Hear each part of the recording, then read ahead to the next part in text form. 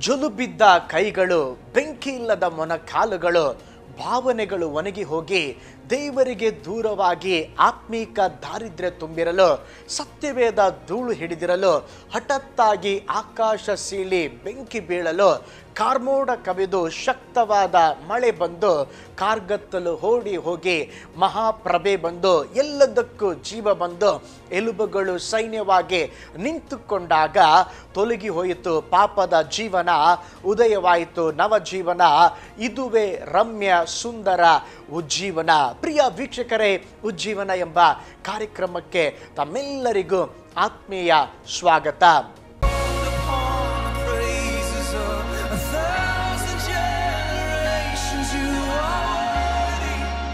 ಪ್ರತಿ ತಲೆಮಾರಿನಲ್ಲೂ ಉಜ್ಜೀವನಗಳು ನಡೆದಿವೆ. ಅವು ಇತಿಹಾಸದ ಹಾದಿಯನ್ನು ಬದಲಾಯಿಸಿದ ಪವಿತ್ರಾತ್ಮನ ಬೃಹತ್ ಚಲನೆಗಳು. ಪ್ರತಿ ಉಜ್ಜೀವನದಲ್ಲಿ ತಮ್ಮ ಕರೆಗೆ ಉತ್ತರಿಸಲು ಆರಿಸಿಕೊಂಡ ನಿಮ್ಮಂಥ ವಿಶ್ವಾಸಿಗಳಿದ್ದರು. ಅವರು ಆ ಪೀಳಿಗೆಗೆ ಒಂದು ಉದಾಹರಣೆಯಾದರು. ನಿಮ್ಮ ಪೀಳಿಗೆಯಲ್ಲಿ ಅವರಂತೆ ಆಗಲು ನಿಮ್ಮನ್ನು ದೇವರು ಕರೆಯುತ್ತಿದ್ದಾನೆ.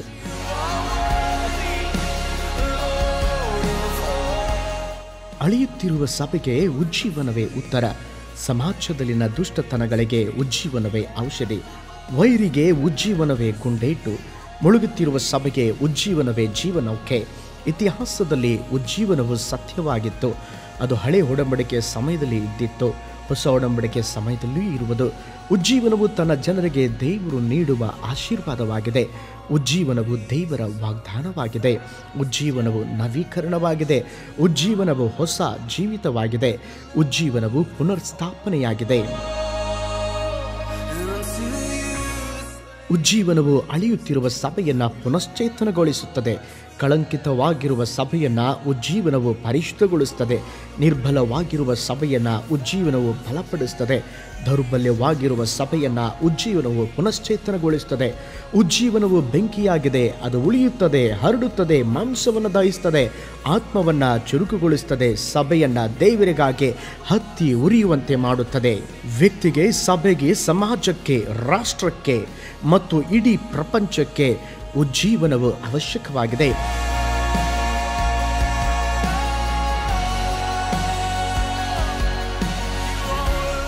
ಹಾಗಾದರೆ ಬನ್ನಿ, ನಾವು ನಿಮ್ಮನ್ನ ಮುಖಾಮುಖಿಯಾಗಿ ಉಜ್ಜೀವನದ ಅನುಭವದ ಕಡೆಗೆ ಕೊಂಡೋಗಲಿಕ್ಕಿದ್ದೇವೆ. ಇದು ಒಂದು ಉಜ್ಜೀವನದ ಶಬ್ದ.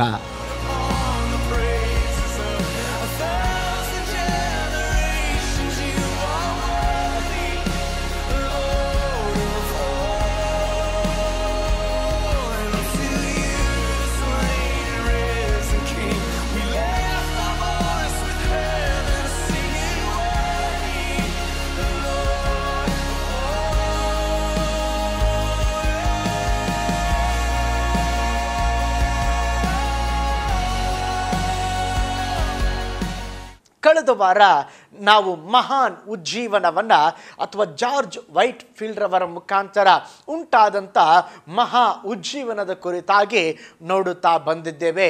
ಅವರ ಮುಖಾಂತರವಾಗಿ ಇಂಗ್ಲೆಂಡ್ ದೇಶದಲ್ಲಿ, ಅಮೇರಿಕ ದೇಶದಲ್ಲಿ ಒಂದು ವ್ಯಾಪಕವಾದಂಥ ಉಜ್ಜೀವನ ಉಂಟಾಯಿತು. ಅವರ ವಾಕ್ಯವನ್ನು ಕೇಳಿದಂಥ ಅನೇಕ ಜನರು ದೇವರ ಕಡೆಗೆ ತಿರುಗಿಕೊಂಡರು. ಅವರು ಹೋದ ಎಲ್ಲ ಸಭೆಗಳಲ್ಲಿ ಒಂದು ದೊಡ್ಡ ಮಾರ್ಪಾಟು ಉಂಟಾಯಿತು. ಅವರು ಹೋದ ಎಲ್ಲ ಪಟ್ಟಣಗಳಲ್ಲಿ ಒಂದು ದೊಡ್ಡ ಬದಲಾವಣೆ ಉಂಟಾಯಿತು. ಈ ದಿನದಲ್ಲಿ ಕೂಡ ಆ ಜಾರ್ಜ್ ವೈಟ್ ಫೀಲ್ಡ್ ರವರ ಮುಂದುವರಿದ ಸೇವೆಯಾಗಿ ಇರುವಂಥ ಆ ಮಹಾನ್ ಜಾಗೃತಿಯ ಉಜ್ಜೀವನವನ್ನು ಈ ದಿನ ಉಜ್ಜೀವನ ಕಾರ್ಯಕ್ರಮದಲ್ಲಿ ನೋಡೋಣ. ಬನ್ನಿರಿ. ಜಾರ್ಜ್ ವೈಟ್ ಫೀಲ್ಡ್ ರವರು ಹಡಗಿನಲ್ಲಿ ಅಮೇರಿಕಕ್ಕೆ ಪ್ರಯಾಣ ಮಾಡೋದಕ್ಕಿಂತ 1.5 ವರ್ಷ ಮೊದಲು ಅವರು ಎಲ್ಲೆಲ್ಲಿ ಹೋಗುತ್ತಿದ್ದರೋ ಅಲ್ಲೆಲ್ಲ ಅವರು ಅನೇಕ ಜನಸಮೂಹಕ್ಕೆ ಉಪದೇಶ ಮಾಡುತ್ತಿದ್ದರು. ಇವರು ಕೇವಲ 22 ವರ್ಷದವರಾಗಿದ್ದರು. ಆದರೆ ಇವರ ಹೆಸರು ಇಂಗ್ಲೆಂಡಿನಲ್ಲಿ ಎಲ್ಲರ ಮನೆ ಮಾತಾಗಿತ್ತು. ಇವರು ಪ್ರಾರ್ಥಿಸುವ ಮನುಷ್ಯ, ಕರುಣೆಯುಳ್ಳವರು ಮತ್ತು ನಿಜವಾದ ನಮ್ರತೆಯುಳ್ಳವರಾಗಿದ್ದರು. ಇವರು ಸಭಾಪಾಲಕರಾಗಿ ನೇಮಕಗೊಂಡ ನಂತರ ಇವರು ಮೊದಲ ಉಪದೇಶವನ್ನು ಜೀವಿತದ ಕೊನೆಯವರೆಗೂ ಕಾಪಾಡಿಕೊಂಡರು. ಆತ್ಮಗಳನ್ನು ಗೆಲ್ಲುವುದು ಇವರ ಒಂದು ಮುಖ್ಯ ಗುರಿಯಾಗಿತ್ತು. ಜಾರ್ಜ್ ವೈಟ್ಫೀಲ್ಡ್ ರವರ ಬೋಧನೆಯ ನಂತರದ ಸಮಯವನ್ನು ಜನರು ತಮ್ಮ ಪಾಪಗಳನ್ನು ಒಪ್ಪಿಕೊಳ್ಳುವ ಹಾಗೆ ಅವರಿಗೆ ಸಮಾಲೋಚನೆ ಮತ್ತು ಪ್ರಾರ್ಥನೆಯ ರೀತಿಯಲ್ಲಿ ಕಲಿಯುತ್ತಿದ್ದರು. ಜನರು ಇವರನ್ನು ಎಚ್ಚರಪಡಿಸುವವ ಮತ್ತು ಬೆಂಕಿಯನ್ನು ತರಿಸುವವ ಎಂದು ಕರೆಯುತ್ತಿದ್ದರು. ಎಲಿಯನ ಕಾಲದಲ್ಲಿ ಬೆಂಕಿಯ ಮೂಲಕ ಉತ್ತರ ಕೊಟ್ಟು ಆ ಒಂದು ಸ್ಥಳದಲ್ಲಿ ಭಾವೈಕ್ಯತೆಯನ್ನು 4 ಸಾರಿ ಪವಿತ್ರಗೊಳಿಸಿದರು. ಯಾಕೆಂದರೆ ಬಹಳ ಜನರು ಮುಂದೆ ಬರಲು ಪ್ರಾರಂಭಿಸಿದರು. ಕೆಲವೊಂದು ಸಂದರ್ಭದಲ್ಲಿ ಜಾರ್ಜ್ ವೈಟ್ಫೀಲ್ಡ್ ರವರು ಭಾನುವಾರದಂದು ಬೆಳಗಿನ ಜಾವ 6 ಗಂಟೆಯಿಂದ ಪ್ರಾರಂಭಿಸಿ 4 ಬಾರಿ ಉಪದೇಶವನ್ನು ಮಾಡುತ್ತಿದ್ದರು. ಯಾಕೆಂದರೆ ಬಹಳ ಜನರು ಇವರ ಉಪದೇಶವನ್ನು ಕೇಳಲು ಇಷ್ಟಪಡುತ್ತಿದ್ದರು. ಸಭೆಗಳಲ್ಲಿ ಜನರ ಸಮೂಹವು ಹೆಚ್ಚಾಗಿದ್ದರಿಂದ ಜನರನ್ನು ನಿಯಂತ್ರಿಸಲು ಪೊಲೀಸ್ ಅಧಿಕಾರಿಗಳನ್ನು ನೇಮಿಸಿದರು. ಜನರಿಗೆ ನಿಲ್ಲಲು ವಸತಿ ಸೌಕರ್ಯ ಇಲ್ಲದ ಕಾರಣ ಅನೇಕರು ಹಿಂತಿರುಗಿದರು. ಡಿಸೆಂಬರ್ 28ರಂದು ಜಾರ್ಜ್ ವೈಟ್ಫೀಲ್ಡ್ ರವರು ಅಮೆರಿಕಕ್ಕೆ ಪ್ರಯಾಣ ಬೆಳೆಸಿದರು. ಹಡಗಿನ ಮೇಲ್ಭಾಗದಲ್ಲಿ ಸತ್ಯವೇದದ ವಿಷಯದಲ್ಲಿ ಉಪದೇಶಿಸುವ ಹಾಗೆ ದೇವರು ಆಗಲೇ ಅವರನ್ನು ಉಪಯೋಗಿಸಿದರು. 2 ಸಣ್ಣ ಹಡಗುಗಳು ಜಾರ್ಜ್ ವೈಟ್ಫೀಲ್ಡ್ ಇದ್ದ ಹಡಗಿನ ಸಮೀಪಕ್ಕೆ ಬಂದವು. ಏಕೆಂದರೆ ಎಲ್ಲರೂ ಅವರ ಉಪದೇಶವನ್ನು ಕೇಳಲಿ ಎಂದು ಗ್ರಿಪಲ್ಟರ್ ಎಂಬ ಸ್ಥಳದಲ್ಲಿ ಪ್ರಯಾಣವನ್ನು ನಿಲ್ಲಿಸಿದಾಗ ವೈಟ್ಫೀಲ್ಡ್ ರವರು ಸೈನಿಕರ ಮತ್ತು ಸಾಮಾನ್ಯ ಜನರಿಗೆ ಉಪದೇಶ ಮಾಡಿದರು. ಉಪದೇಶವನ್ನು ಕೇಳುತ್ತಿದ್ದ ಜನರ ಸಂಖ್ಯೆಯಲ್ಲಿ 300ರಿಂದ 1000ಕ್ಕೆ ಹೆಚ್ಚಿತು. ವೈಟ್ಫೀಲ್ಡ್ ರವರು ಜಾರ್ಜಿಯಾಕ್ಕೆ ತಲುಪಿದಾಗ ದೇವರ ಕೆಲಸವನ್ನು ಪ್ರಾರಂಭಿಸಿದರು. ಅಮೆರಿಕದಲ್ಲಿ ಅನಾಥಾಶ್ರಮವನ್ನು ಕಟ್ಟುವ ಉದ್ದೇಶದಿಂದ ಹಣವನ್ನು ಹೆಚ್ಚಿಸಲು 3 ತಿಂಗಳ ನಂತರ ಇಂಗ್ಲೆಂಡ್ಗೆ ಹಿಂದಿರುಗಿದರು. ನಂತರ ಅವರು ಅಪಾಯಕರವಾದ 9 ವಾರದ ಸಮುದ್ರ ಪ್ರಯಾಣದ ನಂತರ ವೈಟ್ಫೀಲ್ಡ್ ರವರು ನವೆಂಬರ್ 30, 1738ರಂದು ಇಂಗ್ಲೆಂಡನ್ನು ತಲುಪಿದರು. ಇಂಗ್ಲೆಂಡ್ನಲ್ಲಿ ಸಂಭವಿಸಿದ ಪುನರುಜ್ಜೀವನ. ವೈಟ್ಫೀಲ್ಡ್ ರವರು ಅಮೆರಿಕದಲ್ಲಿದ್ದಾಗ ಜಾನ್ ಮತ್ತು ಚಾರ್ಲ್ಸ್ ವೆಸ್ಲೆ ಅವರು ಪವಿತ್ರವಾದ ಉರಿಯುವ ಅಗ್ನಿಯನ್ನು ಮನೆಯಲ್ಲಿ ಇಟ್ಟಿದ್ದರು. ವೈಟ್ಫೀಲ್ಡ್ ರವರ ಹಿಂತಿರುಗುವಿಯ 3ರಲ್ಲೂ ಪವಿತ್ರವಾದ ಪುನರ್ಮಿಲನವನ್ನು ಉಂಟು ಮಾಡಿತು ಮತ್ತು ಬ್ರಿಟನ್ನಲ್ಲಿ ದೇವರ ಬಲವಾದ ಉಜ್ಜೀವನವು ಚಲಿಸಲಾರಂಭಿಸಿತು. ವೈಟ್ಫೀಲ್ಡ್ ರವರು ಬ್ರಿಸ್ಟನ್ನಲ್ಲಿದ್ದಾಗ ಸೇವಕರುಗಳ ಅಸೂಯೆಯಿಂದ ಮತ್ತೊಮ್ಮೆ ಅನೇಕ ಸಭೆಗಳು ಬಾಗಿಲನ್ನು ಮುಚ್ಚಿದರು. ಆದುದರಿಂದ ವೈಟ್ಫೀಲ್ಡ್ ರವರು ಕೆಟ್ಟ ಹೆಸರು ಪಡೆದಿರುವ ಪ್ರದೇಶದಲ್ಲಿ ಕಿಂಗ್ಸ್ ವುಡ್ ಎಂದು ಹೆಸರು ಪಡೆದಿರುವ ಪಟ್ಟಣದಲ್ಲಿ ಬಹಿರಂಗವಾಗಿ ಉಪದೇಶ ಮಾಡಲು ಪ್ರಾರಂಭಿಸಿದರು. ಕಿಂಗ್ಸ್ ವುಡ್ ಎಂಬ ಸ್ಥಳವು ಬ್ರಿಸ್ಟಲ್ನಿಂದ 4000 ಎಕರೆ ದೂರದಲ್ಲಿತ್ತು. ಅಲ್ಲಿ ಕಲ್ಲಿದ್ದಲು ಗಣಿಗಾರಿಕೆ ಕೆಲಸಗಾರರು ವಾಸಿಸುತ್ತಿದ್ದರು. ಈ ಕಲ್ಲಿದ್ದು ಕೆಲಸಗಾರರು ಬೇರೆ ಜಾತಿಯ ಕೆಲಸಗಾರರೊಂದಿಗೆ ಒಗ್ಗೂಡುತ್ತಿರಲಿಲ್ಲ. ಗುಡಿಸಲಿನಲ್ಲಿ ವಾಸಿಸುವ ಜನರು ಗಣಿ ಕೆಲಸಗಾರರಿಗೆ ನೀವು ಕೀಳಾದ ಕ್ರೈಸ್ತರು, ಅನಾಗರಿಕರು ಎಂದು ಕರೆಯುತ್ತಿದ್ದರು. ಯಾರೋ ಒಬ್ಬರು ವೈಟ್ಫೀಲ್ಡ್ ರವರಿಗೆ ಈ ರೀತಿಯಾಗಿ ತಿಳಿಸಿದರು: ಕಿಂಗ್ಸ್ ವುಡ್ನಲ್ಲಿ ಕಲ್ಲಿದ್ದಲು ಗಣಿಗಾರಿಕೆ ಕೆಲಸದವರ ಮಧ್ಯದಲ್ಲಿ ಉಪದೇಶ ಮಾಡುವ ಬದಲು ಯಾಕೆ ನೀನು ಅಮೆರಿಕಕ್ಕೋ ಹೋಗಿ ಅಥವಾ ಭಾರತೀಯರಿಗೆ ಉಪದೇಶ ಮಾಡಬಾರದು? ಕ್ರೈಸ್ತ ಬೋಧಕರನ್ನು ಎಂದೆಂದಿಗೂ ನೋಡದೇ ಇದ್ದಂಥ ಭಯಂಕರವಾದಂಥ 200 ಜನರ ಮಧ್ಯದಲ್ಲಿ ವೈಟ್ಫೀಲ್ಡ್ ರವರು ತಮ್ಮ ಮೊದಲ ಸಂದೇಶವನ್ನು ಸಭೆಯ ಕಟ್ಟಡದ ಹೊರಗಡೆ ಸಾರಿದರು. ಇವರು ದೇವರ ಸಾನ್ನಿಧ್ಯ ಮತ್ತು ಆಶೀರ್ವಾದದಿಂದಾಗಿ ಭರವಸೆಯಿಂದಿದ್ದರು. ಆದುದರಿಂದ ಹಿಂತಿರುಗಿದರು ಮತ್ತು ಆ ಸಮಯದಲ್ಲಿ ಇವರ ಉಪದೇಶವನ್ನು ಕೇಳಲು 5000 ಜನರು ಒಟ್ಟುಗೂಡುತ್ತಿದ್ದರು. ಜನಸಮೂಹವು ಅತಿ ಬೇಗನೆ 20,000ಕ್ಕೆ ಹೆಚ್ಚಿತು. ಅದೇ ಸಮಯದಲ್ಲಿ ಸಮೂಹವು ಕಣ್ಣೀರಿನಿಂದ ಸ್ವೀಕರಿಸಿತು. ಒಬ್ಬ ಬರಹಗಾರನು ಇದನ್ನು ಈ ರೀತಿಯಾಗಿ ವರ್ಣಿಸಿದ್ದಾರೆ: 6 ವಾರಗಳ ಕಾಲ ವೈಟ್ಫೀಲ್ಡ್ ರವರು ಕಿಂಗ್ಸ್ ವುಡ್ನಲ್ಲಿ ಉಪದೇಶವನ್ನು ಮಾಡಿದರು ಮತ್ತು 1000 ಜನರು ಪವಿತ್ರಾತ್ಮನಿಂದ ತುಂಬಲ್ಪಟ್ಟರು. ಬ್ರಿಸ್ಟಲ್ನಲ್ಲಿದ್ದ ಗಾಜಿನ ಕಾರ್ಖಾನೆಯಲ್ಲೇ ಉಪದೇಶವನ್ನು ಹಂಚುತ್ತಿದ್ದಾಗ ಅಲ್ಲಿ ಅನೇಕ ಪಾಪಪೂರಿತ ಹಾಗೂ ನಿರಾಶೆಯಿಂದ ಕೂಡಿದ ಜನರಿದ್ದರು.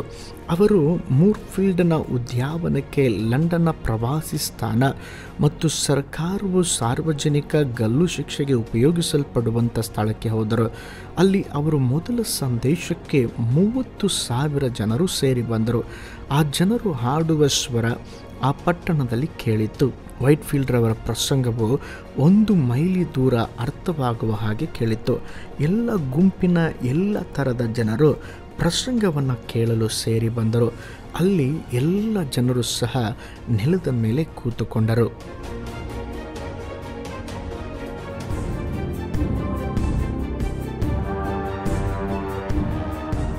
ನಂತರ ವೈಟ್ಫೀಲ್ಡ್ ರವರು ಹ್ಯಾಂಗ್ನಿ ಮಾರ್ಷ್ನಲ್ಲಿ ಕುದುರೆಗಳ ಜೂಜಿನ ಸ್ಥಳಕ್ಕೆ ಹೊರಟರು.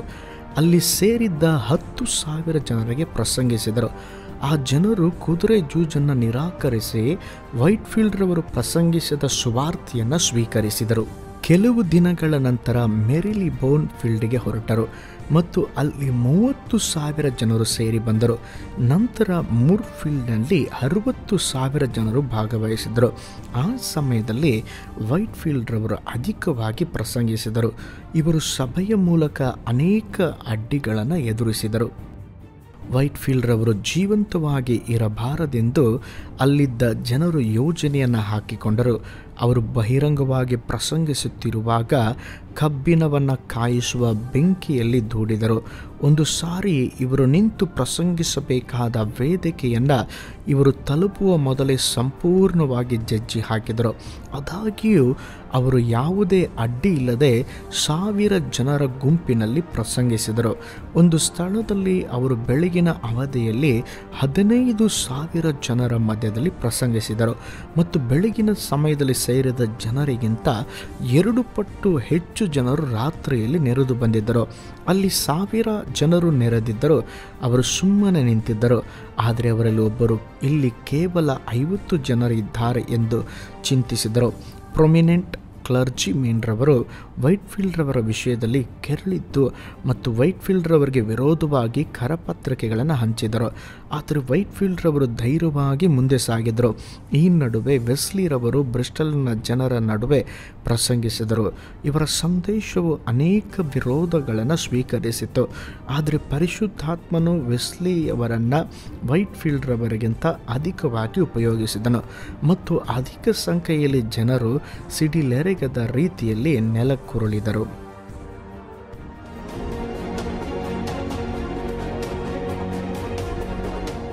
ಇಂಗ್ಲೆಂಡ್ ಪಟ್ಟಣದಲ್ಲಿ ಪ್ರಸಂಗಿಸಿದ ನಂತರ ವೈಟ್ಫೀಲ್ಡ್ ರವರು ಅಮೆರಿಕಕ್ಕೆ ಸಮುದ್ರ ಪ್ರಯಾಣವನ್ನು ಬೆಳೆಸಿದರು. ಇವರು 11 ವಾರಗಳನ್ನು ಹಡಗಿನಲ್ಲಿ ಭಾವನಾತ್ಮಕ ಪ್ರಾರ್ಥನೆ, ಸ್ವಪರೀಕ್ಷೆ ಮತ್ತು ಸತ್ಯವೇದವನ್ನು ಓದುವುದರ ಮೂಲಕ ಕಳೆದರು. ಇವರು ಅಮೆರಿಕಕ್ಕೆ ತಲುಪಿದ ನಂತರ ವೈಟ್ಫೀಲ್ಡ್ನ ಬೋಧನೆ ಮತ್ತು ದಿನಚರಿ ಎಂಬ ಪುಸ್ತಕವನ್ನು ಪ್ರಸಿದ್ಧಪಡಿಸಿದ ಬೆಂಜಮಿನ್ ಫ್ರಾಂಕ್ಲಿನ್ ಅವರೊಂದಿಗೆ ಜೀವನ ಪೂರ್ತಿ ಸ್ನೇಹವನ್ನು ಬೆಳೆಸಿದರು. ವೈಟ್ಫೀಲ್ಡ್ ರವರು ಇಂಗ್ಲೆಂಡಿನಲ್ಲಿ ಮಾಡಿದ ಹಾಗೆ ಅಮೆರಿಕದಲ್ಲಿ ತನ್ನ ಅನಾಥಾಶ್ರಮದ ಯೋಜನೆಗೋಸ್ಕರ ಯಾವ ಕಡೆಗೆ ಹೋದರೂ ಕಾಣಿಕೆಯನ್ನು ಸ್ವೀಕರಿಸುತ್ತಿದ್ದರು. ವೈಟ್ಫೀಲ್ಡ್ ರವರು ಅಮೆರಿಕಕ್ಕೆ ತಲುಪಿದಾಗ ಅಲ್ಲಿ ಅವರಿಗೆ ಅನೇಕ ದೊಡ್ಡ ಅಧಿಕಾರಿಗಳೊಂದಿಗೆ ಸಂಪರ್ಕವನ್ನು ಇಟ್ಟುಕೊಂಡರು ಮತ್ತು ಇವರ ದೈವ ಜ್ಞಾನವು ನಂತರದಲ್ಲಿ ಬಲವಾಗಿ ಬೆಳೆಯಿತು. ಇವರು ಜಯಶಾಲಿಯಾಗಿ ಪಟ್ಟಣದಿಂದ ಪಟ್ಟಣಕ್ಕೆ ಪ್ರಯಾಣ ಮಾಡಿದರು.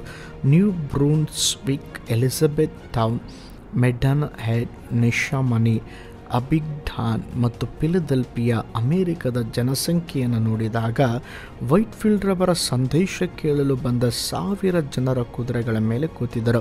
ಜರ್ಮನ್ ಪಟ್ಟಣದಲ್ಲಿ 6,000 ಜನರಿದ್ದರು. ವೈಟ್ಫೀಲ್ಡ್ ರವರು ಆ ಸ್ಥಳದಿಂದ ಫಿಲಡೆಲ್ಫಿಯಾಕ್ಕೆ ಪ್ರಯಾಣಿಸುವಾಗ 200 ಜನ ಕುದುರೆ ಸವಾರರು ಅವರ ಜೊತೆಗಾರರಾಗಿದ್ದರು. ವೈಟ್ಫೀಲ್ಡ್ ರವರು ಚೆಸ್ಟರ್ಗೆ ಹೋದಾಗ 1,000 ಜನರು ಇವರನ್ನು ಸಂಧಿಸುವುದಕ್ಕಾಗಿ ಹೊರಬಂದರು. ನ್ಯೂ ಕ್ಯಾಸ್ಟಲ್ನ ದಾರಿಯಲ್ಲೇ 2,000 ಜನರು ಇವರ ಸಂದೇಶವನ್ನು ಕೇಳಿದರು.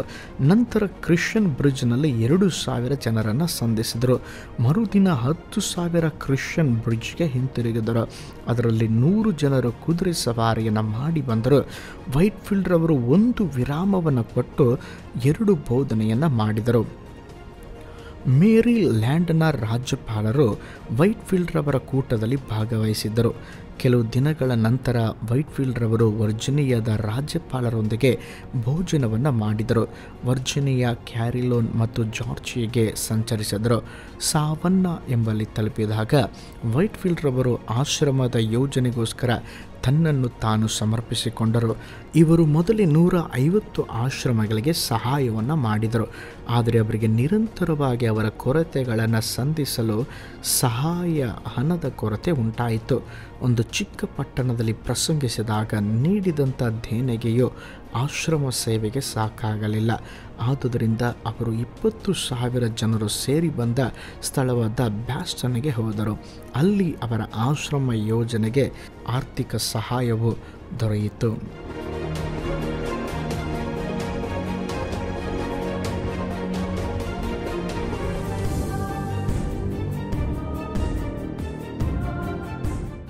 ವೈಟ್ಫೀಲ್ಡ್ ರವರ ಆಶ್ರಮವು ಬೆಥೆಸ್ದಾದಲ್ಲಿ ಕಟ್ಟಲ್ಪಟ್ಟಿತ್ತು. ಆ ದಿನದಿಂದ ಮಕ್ಕಳಿಗೆ 5 ಗಂಟೆಯಿಂದ 15 ನಿಮಿಷ ವೈಯಕ್ತಿಕವಾದ ಪ್ರಾರ್ಥನೆ, 6 ಗಂಟೆಗೆ ಎಲ್ಲರೂ ದೇವರ ಸ್ತೋತ್ರ ಮಾಡಲು ಮಂದಿರದಲ್ಲಿ ಕೂಡಿ ಬರಬೇಕಾಗಿತ್ತು. ಮತ್ತು ಮುಂಜಾನೆ ಸತ್ಯವೇದ ಅಧ್ಯಯನವನ್ನು ವೈಟ್ಫೀಲ್ಡ್ ರವರು ಅಥವಾ ಕಾರ್ಯನಿರ್ವಾಹಕರು ನಡೆಸುತ್ತಿದ್ದರು. ಅವರಿಗೆ ಬೆಳಗಿನ ಉಪಹಾರವು 7 ಗಂಟೆಗೆ ನಂತರವಾಗಿ ಬೆಳಗಿನ ದೇವಸ್ತೋತ್ರ ಮತ್ತು ಪ್ರಾರ್ಥನೆ ಇರುತ್ತಿತ್ತು. 8 ಗಂಟೆಯಿಂದ 9 ಗಂಟೆಯವರೆಗೆ ಅವರ ಕೆಲಸ ಕಾರ್ಯದಲ್ಲಿ ಕಳೆಯುತ್ತಿದ್ದರು. ಹೆಣ್ಣು ಮಕ್ಕಳು ಗೃಹ ಕೃತ್ಯಗಳಾದ ನೇಯುವುದು, ನೂಲುವುದು, ಹತ್ತಿ ಕೀಳುವುದು, ಹೊಲೆಯುವುದು, ಹೆಣೆಯುವುದು, ಸ್ವಚ್ಛ ಮಾಡುವುದು, ನೀರು ಹೊತ್ತು ತರುವುದು ಮತ್ತು ಕಟ್ಟಿಗೆ ಕಡಿಯುವುದು ಮುಂತಾದ ಕೆಲಸಗಳನ್ನು ಮಾಡುತ್ತಿದ್ದರು. ಗಂಡು ಮಕ್ಕಳು ಚಪ್ಪಲಿ ತಯಾರಿಸುವುದು, ಹೊಲಿಯುವುದು, ಬಡಗಿ ಕೆಲಸಗಳನ್ನು ಮಾಡುತ್ತಿದ್ದರು. ಶಾಲೆಯ ಅವಧಿಯ ಬೆಳಗ್ಗೆ 10 ಗಂಟೆಯಿಂದ ಸಂಜೆ 4 ಗಂಟೆಯವರೆಗೆ, ಮಧ್ಯಾಹ್ನ 2 ಗಂಟೆ ಊಟದ ವಿರಾಮದ ಸಮಯ ಮತ್ತು 4 ಗಂಟೆಯಿಂದ 6 ಗಂಟೆಯವರೆಗೆ ಅವರು ಪುನಃ ಕೆಲಸಕ್ಕೆ ಹಿಂತಿರುಗುತ್ತಿದ್ದರು. ರಾತ್ರಿಯ ಊಟ ಮತ್ತು ದೇವರ ಸ್ತೋತ್ರ 6 ಗಂಟೆಯಿಂದ 8 ಗಂಟೆಯವರೆಗೆ ಮತ್ತು 9 ಗಂಟೆಗೆ ವೈಟ್ಫೀಲ್ಡ್ ರವರು ಬೋಧನೆಯನ್ನು ಮಾಡುತ್ತಿದ್ದರು. 15 ನಿಮಿಷಗಳ ವೈಯಕ್ತಿಕವಾದ ಪ್ರಾರ್ಥನೆಯ ನಂತರ ಅವರು ವಿಶ್ರಾಂತಿಯನ್ನು ತೆಗೆದುಕೊಳ್ಳುತ್ತಿದ್ದರು. ಈ ರೀತಿ ಮಾಡುವುದರಿಂದ ಮಕ್ಕಳಿಗೆ ಅನ್ಯಾಯ ಆಗಬಹುದಾ? ಬಲಾತ್ಕಾರವಾಗಿ ಕೂಲಿ ಕೆಲಸ ಮಾಡುವ ಮಕ್ಕಳಿಗೆ ಇವರನ್ನು ಹೋಲಿಸಿದರೆ ಇದು ಏನೂ ಅಲ್ಲವಾಗಿದೆ ಮತ್ತು ಇದು ಒಂದು ಆಶೀರ್ವಾದದಾಯಕವಾಗಿದೆ.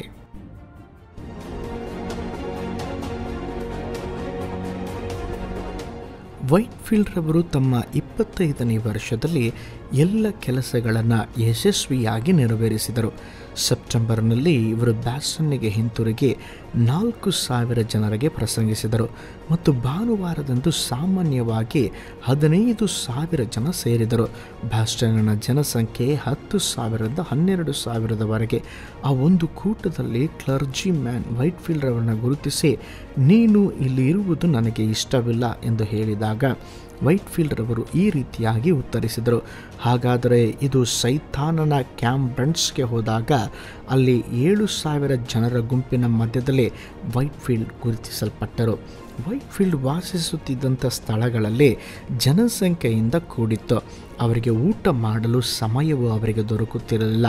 ವೈಟ್ಫೀಲ್ಡ್ ರವರು ಬ್ಯಾಸ್ಟನನ್ನು ಬಿಟ್ಟ ನಂತರ ಇವರ ಸೇವೆಯನ್ನು ಗಿಲ್ಬರ್ಟ್ ಟೆನೆಂಟ್ ರವರು ತೆಗೆದುಕೊಂಡು 4 ತಿಂಗಳುಗಳಿಗಿಂತ ಹೆಚ್ಚಾಗಿ ಮಾಡಿದರು. ಬ್ಯಾಸ್ಟನ್ ಇಬ್ಬರು ಸೇವಕರು ಸಾಕ್ಷಿ ಹೇಳುವಾಗ ಅನೇಕ ಜನರು ಅವರ ಬಳಿ ಪ್ರಾರ್ಥನೆ ಮತ್ತು ಸಹಾಯಕ್ಕಾಗಿ 1 ವಾರದಲ್ಲಿ ಬರುತ್ತಿದ್ದರು. ಉಜ್ಜೀವನವು 1.5 ವರ್ಷ ಮುಂದುವರಿಯಿತು. ಸಭೆಯು ಸೇವೆಯು ತುಂಬಿ ತುಳುಕುತ್ತಿತ್ತು. 30 ಧಾರ್ಮಿ ಸಮಾಜದವರು ಪ್ರಾರಂಭಿಸಿದರು. ಎಲ್ಲ ರಾತ್ರಿಗಳಲ್ಲಿ ಸೇವಕರು ತಮ್ಮ ಮನೆಗಳನ್ನು ಕೂಟವನ್ನು ಏರ್ಪಡಿಸುತ್ತಿದ್ದರು. ವೈಟ್ಫೀಲ್ಡ್ ರವರು ನಾರ್ತ್ ಟೆಂಪನ್ಗೆ ತಲುಪಿದಾಗ ಜೋನಾಥನ್ ಸಭಾಪಾಲಕರಾಗಿದ್ದರು. 1737ರಲ್ಲಿ ಎಡ್ವರ್ಡ್ ರವರು ಜಾಗೃತಿಯನ್ನು ಪ್ರಾರಂಭಿಸಿದರು. ಬಹುಮಟ್ಟಿಗೆ ಪಟ್ಟಣದ ಎಲ್ಲ ಜನರ ಮೇಲೆ, ಯೌವನಸ್ಥರು, ಪ್ರಾಯಸ್ಥರ ಮೇಲೆ ಉಜ್ಜೀವನವು ಚಲಿಸಿತು. ಇಡೀ ಪಟ್ಟಣವೇ ದೇವರ ಪ್ರಸನ್ನತೆಯಿಂದ ತುಂಬಿತ್ತು. ವೈಟ್ಫೀಲ್ಡ್ ರವರು ಎಡ್ವರ್ಡ್ ರವರ ಸ್ಥಳಕ್ಕೆ ಪ್ರವೇಶಿಸಿದಾಗ ಅವರು ಬೆಂಕಿಯ ಮೇಲೆ ಶುದ್ಧ ಆತ್ಮಿಕ ಎಣ್ಣೆಯನ್ನು ಸುರಿಸಿದರು. ಎಡ್ವರ್ಡ್ ಮತ್ತು ಟೆನೆಂಟ್ ರವರು ದೇವರ ಭಯಂಕರತೆ ಮತ್ತು ನ್ಯಾಯ ತೀರ್ಪಿನ ಕುರಿತಾಗಿ ಒತ್ತಿ ಹೇಳುತ್ತಿದ್ದರು. ಆದರೆ ವೈಟ್ಫೀಲ್ಡ್ ರವರು ದೇವರ ಸಂತೈಸುವಿಕೆ ಮತ್ತು ದೇವರ ಮಕ್ಕಳಿಗಿರುವ ಹಕ್ಕು ಇವುಗಳ ವಿಷಯವಾಗಿ ಪ್ರಸಂಗಿಸಿದರು ಮತ್ತು ಆತ್ಮಿಕ ವಿಶ್ವಾಸಿಗಳಾಗಿ ಯಾವ ರೀತಿ ಹೊರಹೊಮ್ಮಬೇಕೆಂಬುದಾಗಿ ತಿಳಿಸಿದರು. ವೈಟ್ಫೀಲ್ಡ್ ರವರು ಈ ರೀತಿಯಾಗಿ ಪ್ರಸಂಗಿಸಿದಾಗ ಪಾಪದಲ್ಲಿದ್ದಂಥ ಜನರು ಬಿಡುಗಡೆಗೊಂಡರು. ಅನೇಕರು ಆತ್ಮೀಕ ನವೀಕರಣವನ್ನು ಹೊಂದಿದರು. ವೈಟ್ಫೀಲ್ಡ್ ರವರು ಬಿಡುಗಡೆ ಮತ್ತು ನಿರ್ದಿಷ್ಟ ಸುವಾರ್ತೆಯನ್ನು ಬೋಧಿಸಿದರು. ವೈಟ್ಫೀಲ್ಡ್ ರವರು ಯಾವ ಸ್ಥಳಗಳಿಗೆ ಹೋಗುತ್ತಾರೋ ಆ ಪಟ್ಟಣಗಳ ನಡುವೆ, ನಾರ್ಥಂಪ್ಟನ್ ಮತ್ತು ನ್ಯೂಯಾರ್ಕ್ ಪಟ್ಟಣಗಳ ನಡುವೆ ದೇವರು ಎಲ್ಲ ಕಡೆಗಳಲ್ಲಿ ಪ್ರಜ್ವಲಿಸುವ ಉಜ್ಜೀವನ ಜ್ವಾಲೆಯನ್ನು ಸುರಿಸಿದರು. ನ್ಯೂಯಾರ್ಕಿಗೆ ತಲುಪಿದ ನಂತರ ವೈಟ್ಫೀಲ್ಡ್ ರವರು ನಿರ್ಗತಿಕನು, ಯೋಗ್ಯನಲ್ಲದವನು ಎಂದು ತನ್ನನ್ನು ದೇವರ ಮುಂದೆ ನಮ್ರತೆಯಿಂದ ತಗ್ಗಿಸಿಕೊಂಡರು. ಇವರು ಬಹಳ ಕಷ್ಟದಿಂದ ಇವರ ಪ್ರಸಂಗಿಸಬೇಕಾದ ಸಭೆಗೆ ತಲುಪಿದರು. ವೈಟ್ಫೀಲ್ಡ್ ರವರು ತನ್ನ ಬೋಧನೆಯನ್ನು ಪ್ರಾರಂಭಿಸಿದಾಗ ನೆರೆದಿದ್ದ ಸಮೂಹದ ಮೇಲೆ ದೇವರಾತ್ಮನು ಇಳಿದು ಬಂದನು. ಎಲ್ಲ ಕಟ್ಟಡದಲ್ಲಿ ವಾಸಿಸುತ್ತಿದ್ದಂಥ ಜನರು ದೊಡ್ಡ ಸ್ರವಿಸುವ ಶಬ್ದವನ್ನು ಕೇಳಿ ನೋಡಲು ಬಂದರು. ಅನೇಕರು ಶಸ್ತ್ರಾಸ್ತ್ರಗಳು ನೆಲಕ್ಕುರುಳಿದವು. ವೈಟ್ಫೀಲ್ಡ್ ರವರಿಗೆ ಮುಂದೆ ಮಾತನಾಡಲು ಸಾಧ್ಯವಾಗಲಿಲ್ಲ. ಅಲ್ಲಿ ಐಸ್ಲ್ಯಾಂಡ್ನ ಹೇಳಿಕೆ, ಪರಲೋಕದ ಬೆಂಕಿಯು ಜನಸಮೂಹದ ಮೇಲೆ ಬಿದ್ದಿತು. ವೈಟ್ಫೀಲ್ಡ್ ರವರು ಫಿಲಡೆಲ್ಫಿಯಾಕ್ಕೆ ಹೋಗಿ ಅಲ್ಲಿಂದ ಸಾವನ್ನಗೆ ಹಿಂದಿರುಗಿದರು. ಅಲ್ಲಿಯೂ ಸಹ ಆಶ್ರಮ ಸೇವೆಯ ಕಾಣಿಕೆಗಾಗಿ ಸಂಗ್ರಹಿಸಿದರು. ವೈಟ್ಫೀಲ್ಡ್ ರವರು ಇನ್ನೂ ಸಾಲಗಳನ್ನು ನೀಡಬೇಕಿತ್ತು. ಆದ್ದರಿಂದ ಜನವರಿ 1741 ಇಂಗ್ಲೆಂಡಿಗೆ ಹಿಂತಿರುಗಿದರು. ವೈಟ್ಫೀಲ್ಡ್ ರವರ ಪರಿಣಾಮದಿಂದಾಗಿ ಅಮೆರಿಕದ ಸಭೆಗಳು ಅದ್ಭುತವಾಗಿ ಮಾರ್ಪಟ್ಟಿತು. ಇಂಗ್ಲೆಂಡಿನ ಸಭೆಯ ಸಮೂಹವನ್ನು ಹೊಂದಿಕೊಂಡಿತ್ತು. ಮಧ್ಯ ರಾಜ್ಯಗಳಲ್ಲಿರುವ ಹಿರಿಯ ಸೇವಕರು ಮತ್ತು ಕ್ರೈಸ್ತ ಸಭೆಗಳು ಹೊಸ ಬಲ ಮತ್ತು ಆಕ್ರಮಣಶೀಲತೆಯನ್ನು ಹೊಂದಿಕೊಂಡವು. ದಕ್ಷಿಣ ಭಾಗದ ಮಿಶ್ರಿತ ಹೊಸ ಉತ್ಸಾಹ ಮತ್ತು ಬಲವನ್ನು ಹೊಂದಿಕೊಂಡರು. ವರ್ಜೀನಿಯಾ ಮತ್ತು ಬಿಹ್ಯಾಂಡ್ ಸಭೆಯಲ್ಲಿ ವೈಟ್ಫೀಲ್ಡ್ ರವರು ತನ್ನ ಬೋಧನೆಯನ್ನು ನೀಡಿದರು. ದಕ್ಷಿಣದ ನೈಋತ್ಯಕ್ಕೆ ವರ್ಜೀನಿಯಾದ ಕ್ರೈಸ್ತ ಪಂಥವು ಇವರ ಸೇವೆಯನ್ನು ನಿರ್ಮಿಸಲು ಅಡಿಪಾಯ ಹಾಕಿತ್ತು. ವೈಟ್ಫೀಲ್ಡ್ ರವರು ಪ್ರಸಂಗಿಸಿದ ಸಂದೇಶದ ಪರಿಣಾಮವನ್ನು ಸಂಘಟಿಸಲಿಲ್ಲ. ಹಲವು ವರ್ಷಗಳ ನಂತರ ಬಂದ ವೆಸ್ಲಿ ಅಂತರ್ಜಾಲ ಬೋಧಕರಿಗೆ ವೈಟ್ಫೀಲ್ಡ್ ರವರ ಸೇವೆಯು ಮಾರ್ಗವು ಸಿದ್ಧ ಮಾಡಿತು.